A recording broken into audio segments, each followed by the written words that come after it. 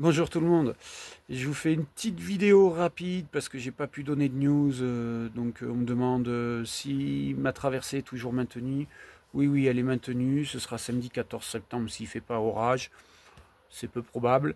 Départ 8 heures de la digue au bout du plan d'eau d'Embrun, et puis si tout se passe bien, en 8 heures, peut-être un petit peu moins, je serai arrivé légèrement en amont du barrage de Serpenson pour le kilométrage. Je le saurai exactement quand je l'aurai fait, mais on va tabler entre 20 et 25 pour être large. Je me prépare à 25 en espérant que ce soit plus 20, mais voilà.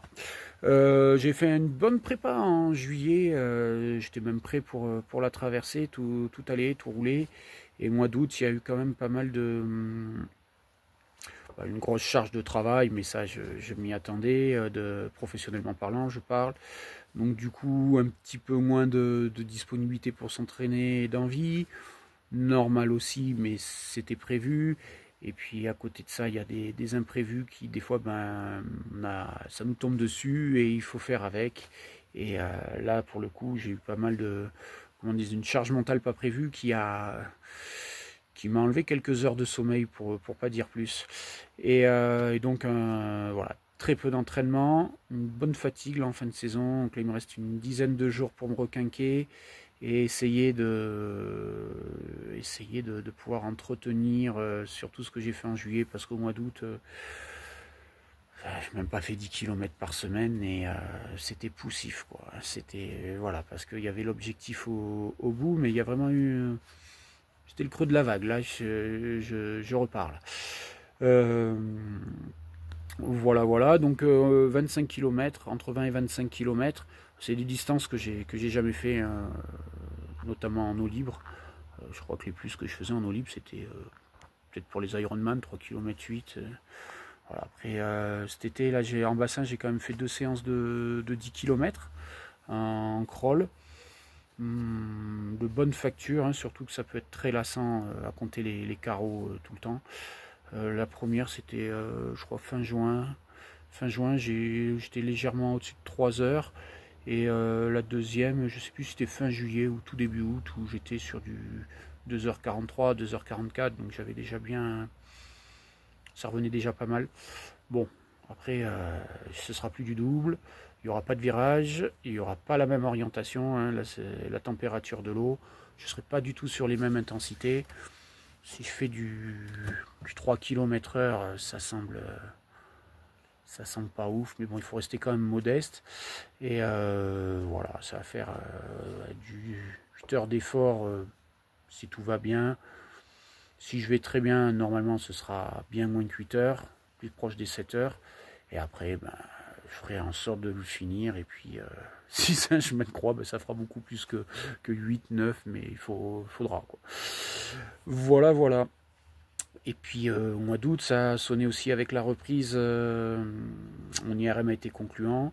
Bon, ils n'ont rien trouvé. 8 semaines après les faits, s'il y avait quelque chose, c'était bien résorbé. Du coup, j'ai pu refaire 2-3 petites sorties trail perso dans mes terrains de jeu. Euh, aucune, aucune douleur, rien, tout va bien. Et voilà, j'ai quelques coachings où j'ai pu courir avec des clients, clientes.